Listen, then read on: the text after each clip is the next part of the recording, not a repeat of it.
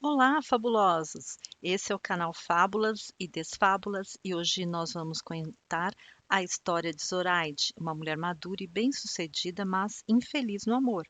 Ela conhece Edgar, um jovem alegre e ambicioso que vai dar a ela momentos muito felizes, mas também vai trazer muito sofrimento. Assista ao vídeo e saiba como será o final dessa história. E já deixe o seu like e se inscreva para não esquecer. Vamos à história? História de hoje: O mistério da casa de Zoraide. Zoraide era uma mulher solteira, madura e trabalhadora. Havia herdado de seu pai uma pequena, mas próspera fábrica que ela administrava com poucos empregados de confiança. Como era uma boa administradora, tanto na empresa quanto na vida pessoal, tinha uma considerável quantia de dinheiro no banco, em aplicações e em alguns imóveis. Sua vida era quase perfeita, mas faltava-lhe um amor. Já não pretendia ter filhos, pois achava que era velha demais para isso, mas ansiava por ter um parceiro com quem compartilhar a vida. Todos os dias ela tomava café na mesma padaria em frente à sua empresa, e todos da redondeza a conheciam. Num desses dias, um homem que aparentava ser 20 anos mais jovem que ela se aproximou de sua mesa e perguntou se poderia sentar. Ele se chamava Edgar e era um vendedor muito astuto que trabalhava numa empresa na mesma rua. Ela disse que sim e continuou a ler seu jornal, mas logo o rapaz começou a puxar assunto. Você conhece essa fábrica? Apontou ele para a empresa de Zoraide. Ela balançou a cabeça dizendo que sim. Dizem que a dona é solteira, brava e bonita, disse ele. Zoraide sorriu. Oh, meu Deus, não vai me dizer que é você, disse ele. Zoraide riu novamente. Claro que é você. Desculpe a minha indiscrição, mas você é realmente bonita, respondeu Edgar. Zoraide sorriu sem jeito, se levantou, pagou o café e saiu. Nos dias seguintes, ele continuou a sentar à mesma mesa que ela, contando anedotas, fazendo-a rir com o seu jeito engraçado e um pouco atrevido. Em uma ocasião, ele pediu a ela o seu número de telefone. Ela ficou um pouco receosa, mas acabou dando a ele o seu cartão. E então ela passou a esperar que ele ligasse. Além de encontrá-la na padaria sempre no mesmo horário para tomar café com ela, ele passou a enviar figurinhas engraçadas pelo aplicativo de mensagens. Nos finais de semana, ele lhe enviava bom dia, boa noite e perguntava como ela estava. Zoraide estava completamente dependente das mensagens de Edgar e dos cafés na padaria, mas não queria dar o braço a torcer, então só respondia as mensagens com um emoji de joinha. Depois de algumas semanas vivendo essa rotina, Edgar simplesmente não havia enviado nenhuma mensagem no final de semana, e ela estava muito ansiosa para encontrá-lo na padaria na segunda-feira, mas ele também não apareceu. Nem no outro dia e nem nos dias seguintes. Ela lhe enviou várias mensagens e até ligou para ele, mas ele nunca atendeu ou retornou às ligações dela. Passada uma semana, ela estava triste e perguntou para o atendente da padaria se sabia por que Edgar havia sumido, e o rapaz disse que ele havia perdido o emprego e que provavelmente não viria mais para aqueles lados. O número de celular que ele usava para falar com ela era da empresa, então ela perdera totalmente contato com ele. Para Zoraide, o mundo agora estava cinza. A saudade de Edgar e a sua angústia de pensar que nunca mais iria vê-lo novamente, apagou todas as cores da primavera.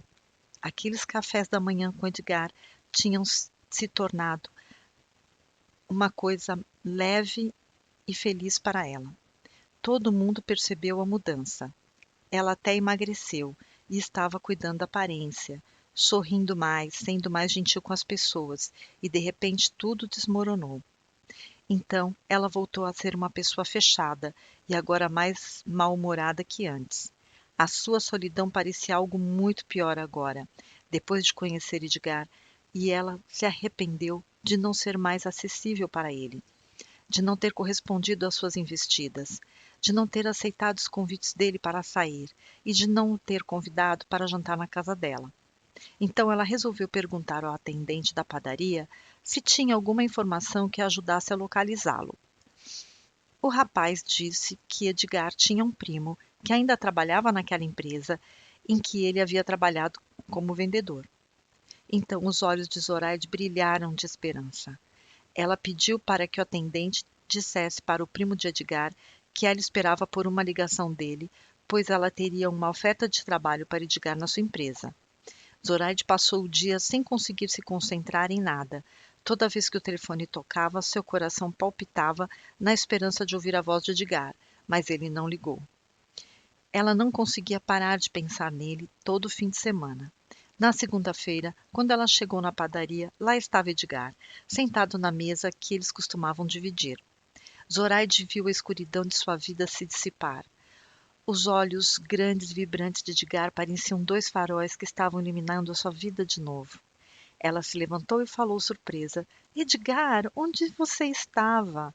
Por que você não me ligou para contar que estava deixando aquele emprego? Você perdeu meu número? Eram tantas perguntas que Edgar apenas deu as mãos para ela sorrindo e beijou-lhe na face. O pessoal que estava na padaria não podia sequer acreditar que Edgar havia conquistado o coração daquela mulher tão dura, mal-humorada e que parecia ser tão fria. Ele começou a explicar que a empresa o havia demitido e que ele tinha perdido o cartão que ela lhe dera, e ainda que esqueceu de anotar o telefone dela antes de devolver o celular para a companhia. Ele ainda disse que estava procurando emprego de forma frenética, então não havia tempo para ir à padaria e que só voltara lá para se despedir dela e seguir o caminho dele. A vida estava corrida demais e tinha que ir a umas agências ainda naquela manhã. Nada disso, disse ela. Tome seu café tranquilo. Eu tenho uma vaga para você. Sério? Perguntou ele surpreso. Quando eles foram ao escritório, Zoraide levou-o até sua sala, mandou ele sentar na cadeira de visita, pegou uma ficha de pedido de emprego e entregou para ele. Assim que você preencher, a gente acerta a sua vaga, salário e já passo para a contabilidade, disse ela. Edgar sentou e preencheu tudo, enquanto ela deixou a sala para verificar o andamento do trabalho naquele dia e também falar com o Sr. Carlos, gerente de vendas, sobre Edgar. Assim que ele terminou de preencher, Zoraide entrou com o Sr. Carlos para tratar da admissão. Foi aí que Sr. Carlos ficou surpreso ao se encontrar com Edgar. Sr. Carlos, esse é Edgar, um excelente vendedor, e ele agora vai fazer parte do nosso quadro de colaboradores no seu departamento, disse Zoraide. Carlos não conseguia disfarçar sua surpresa e desconforto. Perfeito, senhora Soraya, mas ele vem recomendado por quem? Perguntou ele. Zoraide disse, por mim, senhor Carlos. Senhor Carlos respondeu, perfeitamente. E ele começa quando? Zoraide disse, hoje mesmo. Senhor Carlos, por favor, leve o Edgar até o seu departamento e defina com ele o salário. Passe todos os detalhes da contratação do trabalho dele para a Francisca da administração. Te vejo na hora do almoço, Edgar. Você é meu convidado, disse ela. O senhor Carlos levou Edgar para a sala, mandou ele sentar e abriu seu laptop, analisando as zonas de trabalho e como poderia arrumar uma vaga de repente, se todas estavam preenchidas. Ele pediu licença para Edgar e voltou à sala de Zoraide. Bateu na porta e entrou. Desculpe, dona Zoraide, mas o nosso quadro de vendedores está completo. Como vamos fazer? Eu estava pensando sobre isso. A dona Maria das Vendas Internas está muito idosa. Coloque-a para ajudar no faturamento e expedição. Assim podemos aproveitar a força de alguém jovem e dinâmico no departamento de vendas, disse ela. Sr. Carlos então disse, mas a dona Maria é uma excelente vendedora por telefone. Os clientes gostam muito dela. Ela é pontual, experiente, e depois a expedição é um trabalho mais pesado. E também ela recebe comissões das vendas. Não podemos diminuir o salário dela. Zoraide não gostava de ser contrariada. Senhor Carlos, acho que as pessoas na empresa estão muito acomodadas com seus cargos. Estou planejando fazer algumas mudanças e tirar todo mundo da sua zona de conforto. Senhor Carlos sorriu de nervoso. Dona Zoraide, a sabedoria popular diz que não se mexe em time que está ganhando, mas a dona da empresa é a senhora. Zoraide disse: Exato. Eu sou a capitã desse navio e eu digo o que fazer. Por favor, fale com a dona Francisca e ajeite tudo para a transferência da dona Maria para o faturamento expedição, sem mexer nos rendimentos dela. Zoraide queria manter Edgar por perto e logo pensou na vaga de vendas internas. O senhor Carlos saiu de lá, fechou a porta e suspirou fundo de preocupação. Ele conhecia a antiga gerente de Edgar e também as razões que resultaram em sua demissão do último emprego. Ele foi direto falar com Francisca. Assim que ele terminou de contar sobre as ordens de Zoraide, Francisca sorriu e disse: E está com esta cara por quê, Carlos? Você deve saber da última fofoca da Rádio Peão, que a chefe estava tomando café todo dia com esse sujeito. Aí ele sumiu e ela quase endoideceu. Ora, Francisca, é claro que eu sabia. Como não ia saber? Justo eu que não perco um detalhe. Mas você não sabe o que eu sei sobre esse rapaz. E então, o Sr. Carlos contou tudo o que ele sabia. Francisca ficou de queixo caído. Meu colega, estamos na roça então, porque ela está caidinha por ele e não vai escutar ninguém, nem se o pai, que Deus o tenha, aparecesse para lhe aconselhar, disse Francisca. Não sei você, mas vou procurar um outro trabalho, disse o Sr. Carlos. Ao voltar à sua sala, Edgar aguardava contente, mexendo no celular. Edgar, falei com a senhora Zoraide e ela quer você nas vendas internas. Tudo bem para você? Disse Carlos. Edgar sorriu satisfeito e o Sr. Carlos levou-o até a sala de Francisca para tratar sobre o contrato de trabalho. Enquanto isso, o Sr. Carlos chamou Dona Maria na sala e avisou sobre as mudanças. Dona Maria estava aguardando a aprovação da aposentadoria e queria evitar ser demitida naquele momento. Então, mesmo muito triste, concordou em treinar Edgar na sua função. Edgar era muito esperto e em 3 dias já estava pronto para assumir o lugar de Dona Maria. Desde o primeiro dia, Zoraide não disfarçava nem escondia sua amizade e seu interesse pelo rapaz. Tomavam café da manhã e almoçavam juntos, e no final do dia Zoraide lhe dava carona até a porta da humilde casa de Edgar, que parecia também muito mal cuidada. No sábado, Edgar enviou uma mensagem para ela, convidando-a para um jantar em um restaurante luxuoso, e ela aceitou imediatamente. Ela o apanhou na porta da casa dele e foram ao restaurante. Conversaram animadamente a noite toda. Edgar contava histórias divertidas e Zoraide sorria o tempo todo. Ela estava radiante. No final da noite, após beberem uma garrafa de vinho e outra de champanhe das mais caras, e Edgar ainda pediu 2 doses de uísque 12 anos e uma dose do melhor conhaque francês de laranja. Ele pediu a conta e disse que iria pagar. Ela disse que pagaria, porque sabia que aquilo estava acima do que ele poderia arcar, mas ele insistiu. O garçom saiu para buscar a comanda e a maquininha de cartão, e quando o garçom estava retornando, Edgar disse que iria ao banheiro. Quando ele voltou, Zoraide já havia pago tudo. Ele parecia um pouco contrariado, mas ela disse que ele pagaria da próxima vez. O garçom trouxe o cafezinho, eles beberam e resolveram caminhar um pouco antes de voltarem para o carro. Eles pararam embaixo de uma árvore para admirar a lua, e então Edgar tocou uma das mãos de Zoraide, virando-se para ela e olhando dentro dos seus olhos com muita ternura. Ela correspondia ao seu olhar, e então seus lábios se tocaram, e Edgar abraçou-a e ela se encostou na árvore, cedendo aos seus carinhos. Ele tentou abrir os botões da blusa dela, então ela sussurrou no seu ouvido: Vamos para minha casa. Edgar sorriu empolgado, voltaram para o carro e logo chegaram na maravilhosa casa de Zoraide. As carícias começaram na sala de estar e Edgar abraçava e acariciava Zoraide enquanto ela lhe servia mais uma dose de uísque 12 anos. Depois de uma noite intensa em que Zoraide se sentiu amada como nunca, ela pediu a Edgar que fosse morar com ela. Ele queria buscar algumas roupas em sua casa, mas ela preferiu levá-lo ao shopping mais caro da cidade e comprou desde meias e ternos, casacos, sapatos e até um caro relógio. Logo, todos na empresa perceberam que eles estavam namorando, e as pessoas caçoavam deles pelas costas, mas tratavam Edgar como um dos donos da empresa. Ele era um rapaz astuto e muito bom, vendedor e estava fazendo um excelente trabalho de vendas internas, mas o Sr. Carlos não confiava nele por tudo o que sabia do seu passado. Os meses se passaram e cada vez mais Edgar e Zoraide estavam envolvidos e então resolveram oficializar a união, com uma pequena cerimônia depois da assinatura perante o juiz de paz, e viajaram por uma semana para Paris. Foram os dias mais felizes da vida de Zoraide. Edgar parecia o companheiro perfeito.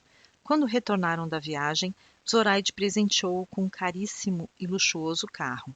Edgar já dominava todos os assuntos da pequena empresa, e Zoraide começou a se dedicar mais à aula de pilates, massagens, procedimentos estéticos para parecer mais jovem e atraente, e quase nem aparecia mais na empresa. Edgar foi promovido a vice-diretor e então Dona Maria voltou ao seu posto de vendas internas. Edgar passou a assinar cheques, tinha acesso às contas bancárias, ao estoque e tudo parecia correr bem. O Sr. Carlos então pensou que o que lhe haviam dito sobre ele seria apenas uma fofoca infundada. Edgar, todas as manhãs, pedia para a cozinheira preparar o café da manhã de Zoraide e ele levava em uma bandeja para o quarto. A acordava com beijos e carinhos. Ligava para ela várias vezes por dia para dizer que sentia saudades e para saber o que ela estava fazendo, se havia almoçado, o que havia comido, com quem ela estava, e até se mostrava enciumado. Isso enchia Zoraide de orgulho de si mesma.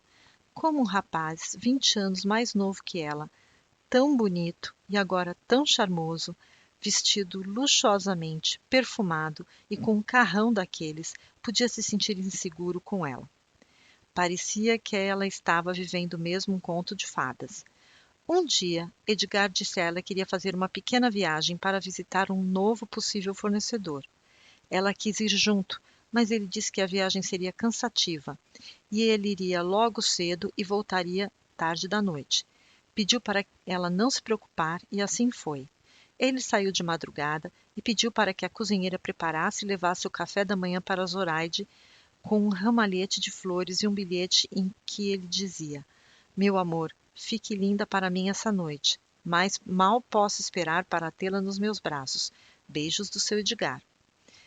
Durante todo o dia, Edgar enviava mensagens e fotos do lugar onde estava, dos produtos e até da empresa do fornecedor, mas não era possível ver a marca nem o nome da companhia. Por volta das 5 da tarde, Zoraide recebeu uma ligação dele dizendo que já estava no carro a caminho de casa e que chegaria por volta das 11 da noite, e pediu para ela preparar um jantar romântico para comemorar um excelente negócio que ele havia fechado.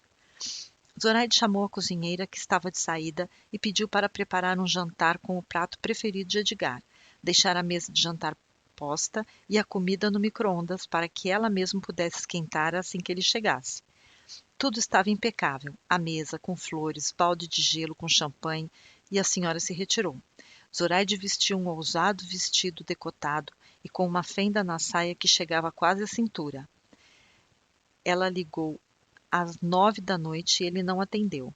Ela pensou que ele estivesse dirigindo por alguma área sem sinal, então resolveu esperar até que ele chegasse. Zoraide esperou a chegada de Edgar às 11. Às 11h30, ligou no celular dele, que não atendeu. Ela deixou uma mensagem, mas pensou que ele deveria ter pego o trânsito em alguma parte do trajeto e o jeito era esperar. Edgar não chegou à meia-noite, nem à 1, nem às 2. Ela já estava muito preocupada e ansiosa, andando de um lado para o outro. Ligou à TV para saber se havia alguma notícia de alguma enchente, ponte caída ou chuvas, algo que pudesse ter atrasado a viagem dele. A TV não dizia nada sobre isso. Ela resolveu checar o serviço meteorológico da cidade pelo celular e não havia nenhum aviso de tempestade.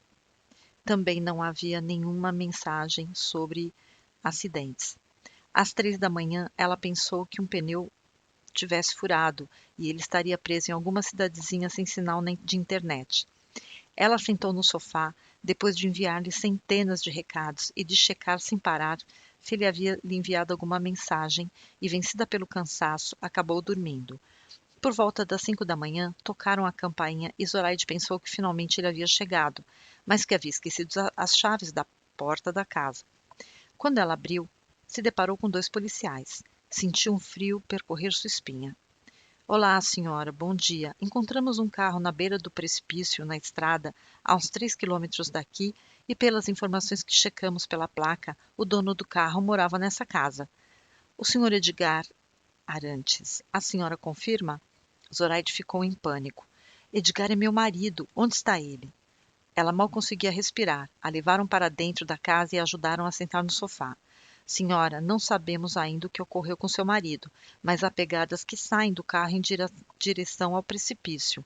Talvez o carro tenha sofrido uma pane e ele parou ali para verificar o que estaria acontecendo e, pela escuridão, não se deu conta de que estava à beira do precipício e pode ser que tenha caído. Vocês têm que achar meu marido, pelo amor de Deus. Onde está Edgar?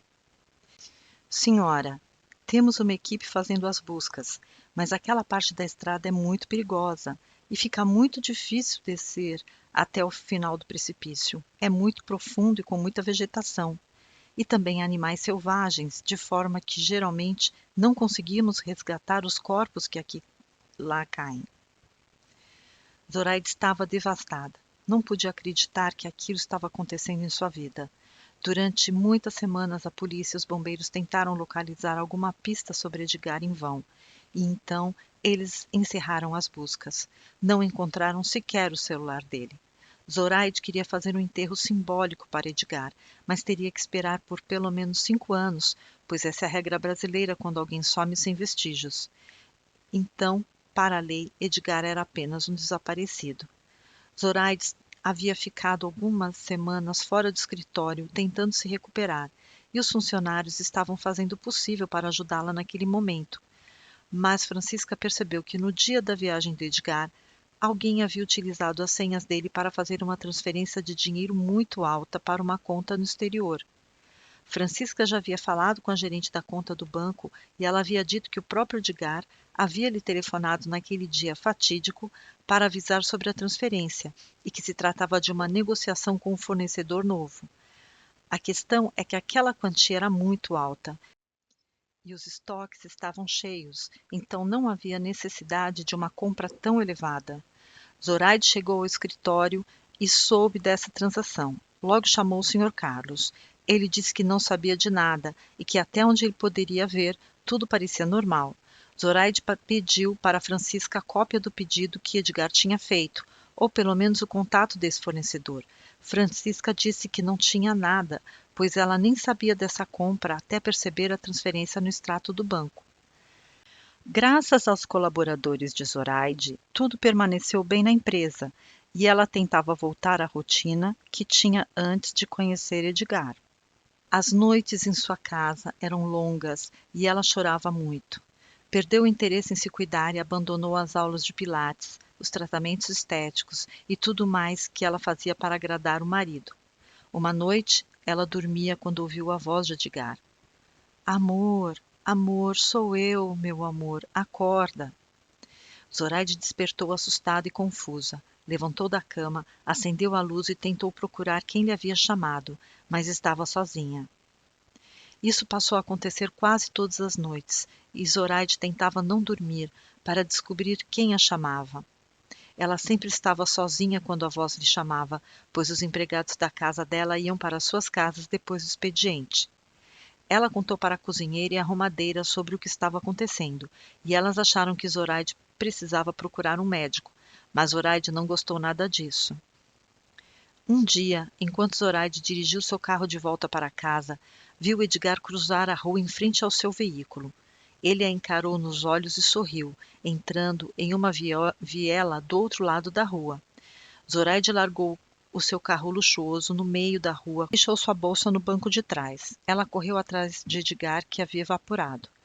Os carros atrás do dela buzinavam e a chamavam de louca. Ela ficou zonza e voltou para o carro cambaleando. Estava exausta porque já não dormia há semanas e agora parecia que as alucinações estavam por todos os lugares. Naquele final de semana, o celular de Zoraide tocou. Quando ela foi atender, era de um número não identificado. Alô, quem está falando? Perguntou ela. Oi, meu amor, sou eu, o seu Edgar. Zoraide pulou do sofá. Edgar, é você? Onde você está? Você está vivo? Disse Zoraide chorando. Mas a ligação foi interrompida. Zoraide ligou para a polícia e relatou tudo o que estava se passando. O delegado perguntou se alguém mais teria presenciado essas manifestações de Edgar e ela explicou que só aconteciam quando ela estava sozinha. O delegado sugeriu a ela que fosse procurar ajuda médica, pois ela havia passado por uma perda recente e isso poderia estar impactando a sua saúde mental. Ela ficou muito ofendida e desligou. Ela também havia comentado com as empregadas da casa que também desconfiaram que ela estaria precisando de ajuda, mas não ousavam dizer-lhe isso novamente.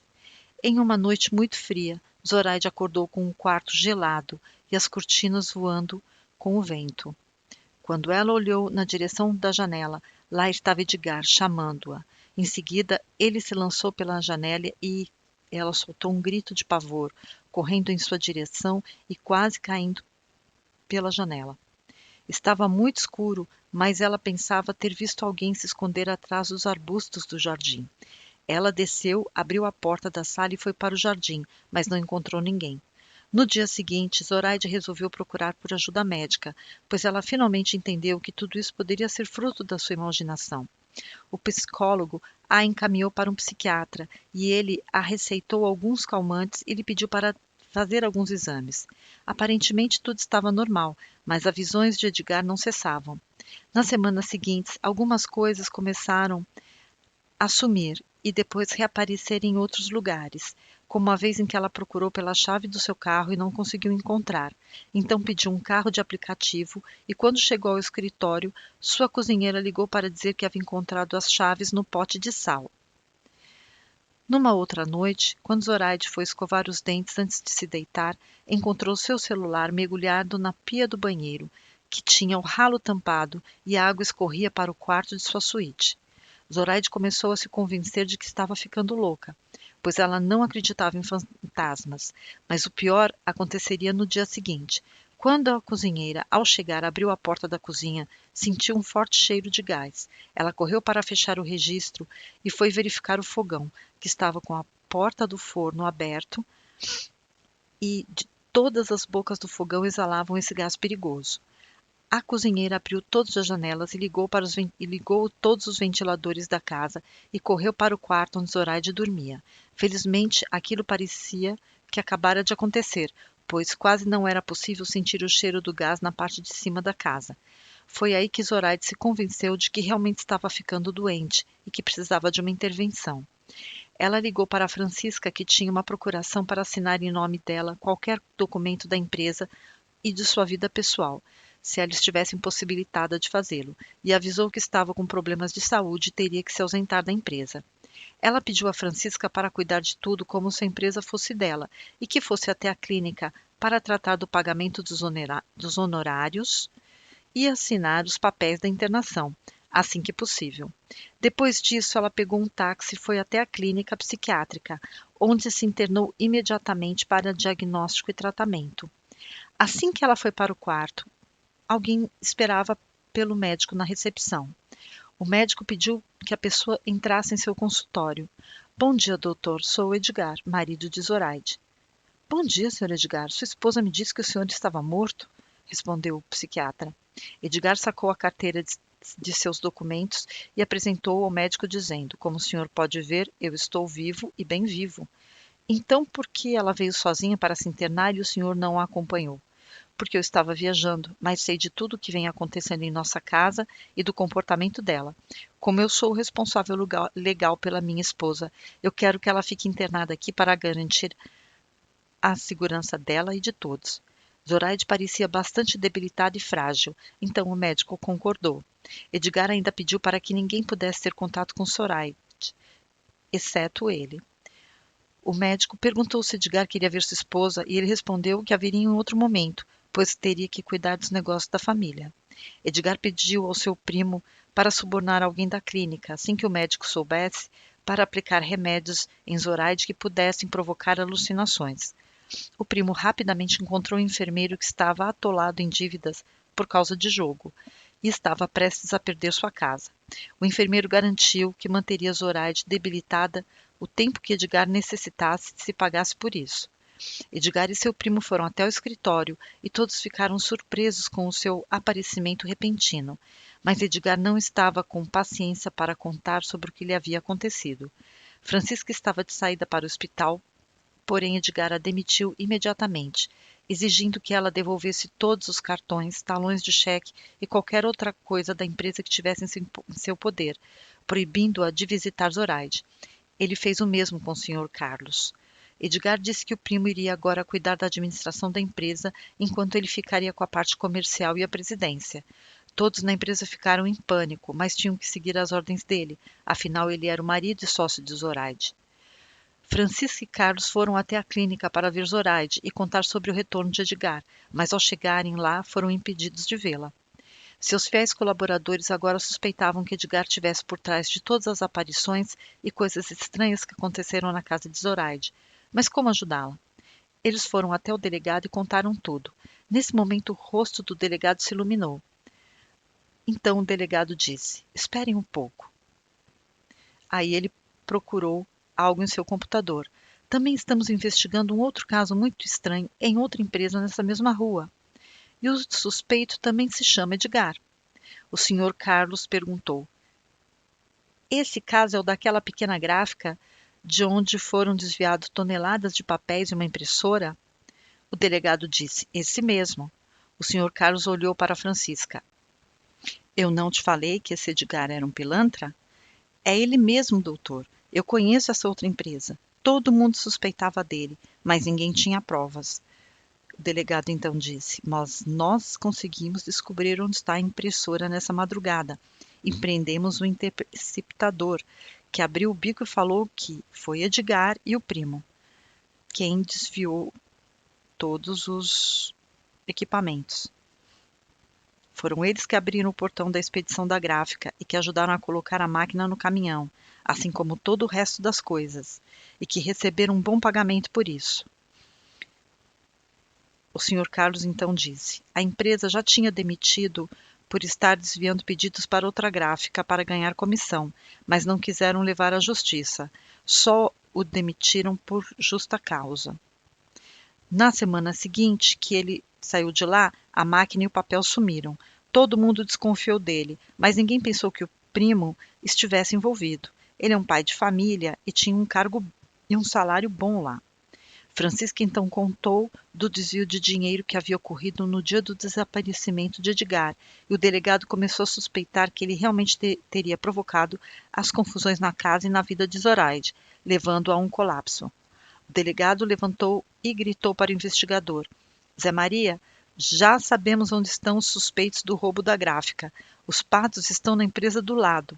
Vamos pegá-los." O investigador e toda a equipe riram. "Que ladrões de galinha, são muito otários." Francisca e Sr. Carlos acompanharam a polícia e presenciaram a prisão de ambos. Os funcionários ficaram aliviados.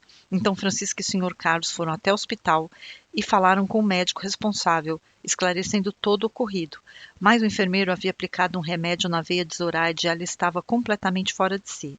O médico suspeitou que ela estivesse recebendo alguma medicação que não estava prescrita e pediu uma rápida análise do sangue dela. Quando o resultado chegou, o médico entendeu o que estava acontecendo e trocou todo o staff daquela ala até que ele fizesse uma investigação interna. Pediu para uma enfermeira de sua extrema confiança ficar no quarto com Zoraide até que o efeito das drogas passasse para liberar para a alta. No dia seguinte, Zoraide estava em casa e ficou surpresa com tudo que Francisca e Sr. Carlos lhe contaram. "Estou arrasada com tudo isso." "Obrigada, Francisco, muito obrigada, seu Carlos. Eu não sei o que seria de mim sem vocês." Zoraide resolveu deixar a empresa sob os cuidados de seus gerentes de confiança e fazer um longo cruzeiro. Ela acompanhava tudo pelo sistema da empresa e pelos e-mails que Francisca e Sr. Carlos lhe enviavam. Quando ela retornou para casa, havia um ramalhete de flores vermelhas à sua espera, com um bilhete. Ela suspirou nervosa. Seria uma tentativa de Edgar de se aproximar? Mas, na verdade, ele ainda estava preso. Ela sorriu quando abriu o bilhete e leu: "Espero que a senhora tenha feito uma boa viagem. Assinado Carlos." Ela ficou surpresa. O Sr. Carlos era um viúvo atraente com quem ela já tinha tido tantas fantasias no passado, mas nem ela e nem ele nunca foram capazes de dar o primeiro passo. Talvez por ela ser tão fechada, talvez por ele ser tão sério. No dia seguinte, ela chegou na porta da empresa, estacionou seu carro na mesma vaga de sempre, na rua. Suspirou fundo e pensou que tinha tanto para fazer, mas resolveu voltar ao ponto onde tudo tinha começado. Foi à padaria e pela primeira vez cumprimentou o pessoal que trabalhava lá. Quando ela olhou para a mesa onde ela estava sempre sentada, havia um senhor maduro, usando um óculos quadrado de bigodes, cabelos curtos, sentado à sua mesa. Ela corou quando ela olhou e foi em sua direção. Bom dia, Sr. Carlos. Posso me sentar aqui e tomar meu café com o senhor? O Sr. Carlos deu um grande gole de café como se quisesse entrar na xícara. Claro, Dona Zoraide. Pela primeira vez, eles se entreolharam, demoradamente, como se estivessem lendo a alma e os sofrimentos um do outro. Havia tanta cumplicidade nos olhos de ambos. Então Zoraide sorriu e disse: Por que é mesmo que nos tratamos com tanta formalidade, Carlos? Ele apenas sorriu sem jeito e levantou os olhos. Às vezes, aquilo que desejamos está tão perto de nós, mas estamos tão fechados em nós mesmos que perdemos a oportunidade de sermos felizes. Você gostou da história? Tem alguma história que você gostaria que eu contasse nesse canal? Obrigada por escutar até aqui. Espero que você tenha curtido e deixado seu comentário e te espero na próxima. Bye!